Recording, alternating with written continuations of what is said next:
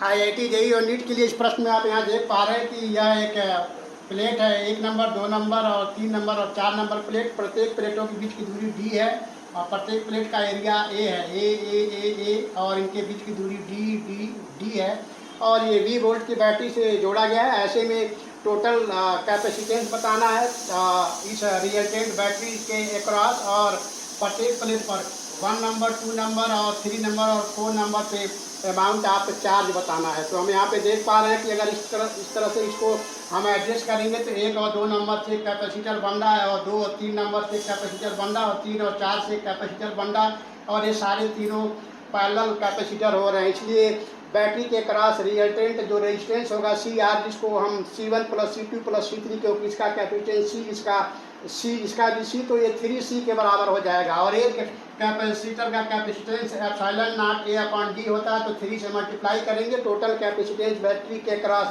3ε0A/d हो जाएगा। क्योंकि तीनों पैरेलल है इसलिए इनके वोल्टेज आपस में बराबर होंगे, सबके क्रॉस वोल्टेज V होगा। इस प्रकार टोटल अमाउंट ऑफ चार्ज जब हम निकालेंगे तो रिएक्टेंट कैपेसिटेंस इंटू V होगा और इस प्रकार इसमें जो total amount of charge Q flow करेगा उसकी वैल्यू CR इंटू V होगा जो 3ε0A/d इंटू V के बराबर होगा। अब प्रश्न ये उठता है कि 1 नंबर प्लेट पर जो चार्ज होगा वो पॉजिटिव होगा या निगेटिव होगा। तो निगेटिव टर्मिनल से जुड़ा हुआ है इसलिए 1 नंबर पर निगेटिव चार्ज होगा, लेकिन केवल अंदर की तरफ होगा और इस निगेटिव चार्ज की वैल्यू Q1ε0A/d इंटू V होगा। लेकिन अगर आप 2 नंबर पे ध्यान दें तो 2 नंबर पे इधर भी प्लस चार्ज है और इधर भी प्लस चार्ज है क्योंकि ये पॉजिटिव टर्मिनल से जुड़ा हुआ है।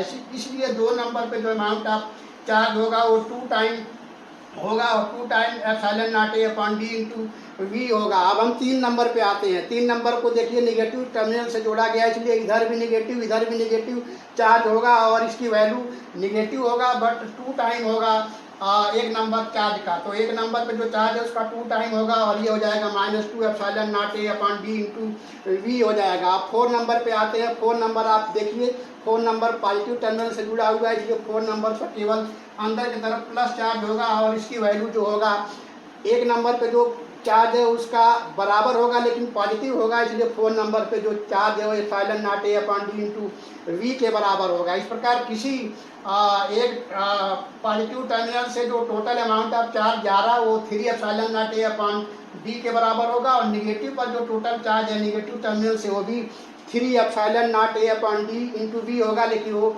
माइनस होगा। तो इस तरह के क्वेश्चन जनरली IIT जेईई और नीट के एग्जाम में पूछे जाते हैं। तो हम समझते हैं क्वेश्चन आप काफ़ी अच्छे से समझ पाए होंगे। तो फिर मिलते हैं नेक्स्ट वीडियो में किसी और अच्छे क्वेश्चन के साथ। तब तक के लिए